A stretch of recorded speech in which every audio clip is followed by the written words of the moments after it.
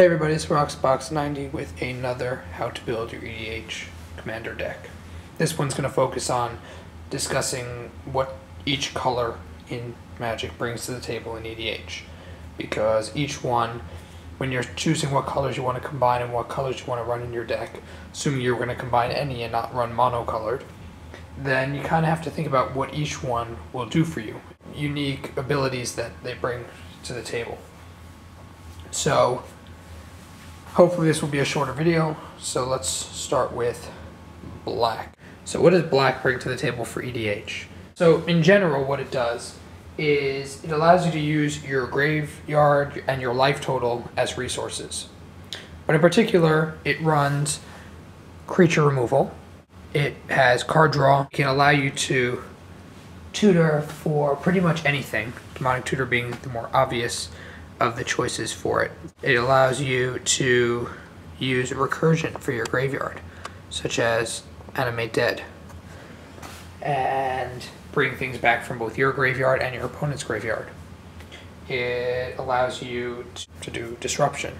Siphon Mind's a good one where it makes everyone discard a card except for you and you draw cards. And then there's Sacrifice. So Living Death is the example I pulled out, that it forces people to sacrifice them and basically put everything from their graveyard into play instead. So it forces a sacrifice. I didn't put in here, but you also have large mana, where you have things like Nirkana Revenant, Cabal Coffers, particularly in mono black to really ramp up. But black is rarely used for that unless it's in a mono black deck. Then you have, of course, preemptive gutting, usually relating to milling, but even just control.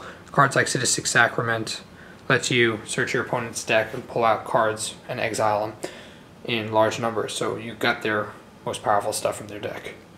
Then you also have minus counters. I put Black Sun Zenith here, but in reality there's a gazillion cards that allow you minus counters. And in terms of the tribal, you regularly see zombies. You often see vampires being run in both mono black and decks that have black. What does blue to bring to the table? Well, you have counter magic. So cards like Dissipate, they let you counter an opponent's spell. There's basically a ton of counter magic for blue. Then you have card draw. Blue is infamous for card draw, even more than black. And engines like, of course, Consecrated Sphinx is rather well known this way. Then you have artifacts that use blue in their abilities, usually for disruption or draw. So Crystal Shard allows disruption, and it has to be in a blue deck. And of course, you're bound by the color blue, but you can put it in a larger deck. Big evasion creatures. Inkwell Leviathan is the one I pulled out. It's just a giant 7/11 that has evasion. You're able to, in blue, you're able to, of course, mill. Tunnel Vision is an example. Then you have, of course, stealing other people's creatures.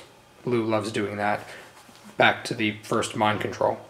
I just put Bribery in here. Basically, you search your opponent's deck, steal a creature, and put it into play. You have copying. You have Phyrexian Metamorph, Clone, a bunch of copying individual cards. Rite of Replication makes a bunch of copies, but there are many copying effects in blue. And then tribal use, you have wizards, merfolk, fairies tend to be the largest tribals used in blue, particularly mono blue. Next up we have white. White tends to be a rather defensive color. So, for example, Serra Ascendant is an example of life gain. It has lifelink. Remember, for the most part, life gain that's small is pretty useless. So just a spell that makes you gain life once is usually rather useless, but having lifelink on creatures is very big in white, and it's a great way to gain life, to both give win combos and also to strengthen you. And white has lots of that. A lot of white cards interact with artifacts and enchantments, so Lightning Greaves is just an example of an equipment, but more so you have tutor cards that get you artifacts and enchantments. So there are many cards that search for equipments or artifacts in general that white has. Then you have just enchantments, and I threw in pacifism, which isn't necessarily the best choice in EDH. It's a bit small, but just to give you an idea of enchantments, white has quite a few. Then you have, similar to black, you have some recursion. So Breath of Life is basically a white zombify, which puts a creature from your graveyard into play. Lets you recur things. White has a ton of removal. So you have both spot removals and basically sweepers. So you have answers to almost anything. You have destroy artifacts, enchantments, lands, sweepers. You have a ton of options in white that way. And then angels tend to be because EDH is big, many people use angels. And I guess soldiers are actually almost as big. Whoops. Insert soldier here. So that's white. A lot of defense and utility. So with green, green is basically mana ramp, and power is green's use in Magic at large, but in EDH it's even more accented because you really need ramp in EDH. Ramp is good. Other colors try to compensate, but of course green gets you a ton of ramp. So of course Primeval Titan is the perfect example of a power ramp in one. It's classic, powerful, and most green or green related decks run Primeval Titan. Then you have tokens, and aggro I guess is combined in the same fold. Rampaging Baloth is a 6/6 trample and makes you 4/4 beast tokens. And of course you can make Saberlings and other tokens. Green can run tokens and beat down at the same time. Then you have graveyard manipulation, protection, graveyard shenanigans, I guess you can say. So Loaming Shaman basically lets you shuffle back any number of cards of your choice back into your deck from your graveyard. And you also have Tilling Treefolk, which also lets you put lands back, I think, from your graveyard into your hand.